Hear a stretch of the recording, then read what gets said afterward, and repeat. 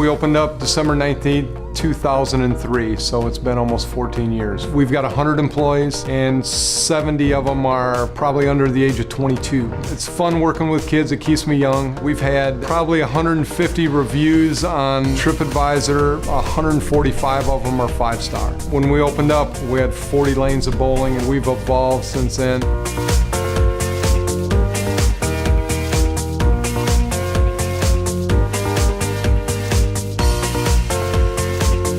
This year we're doing a remodel. Went to Southern and they were more than willing to help. When I walk in the bank at Southern Michigan, they know who I am and always say hi. They're very friendly. One of the best things that Southern Michigan offers for me is the online banking. So I don't have to leave my desk to collect rent. They also have the transit where they can come pick up your deposits safely. Anything we need, Southern Michigan's been there for us.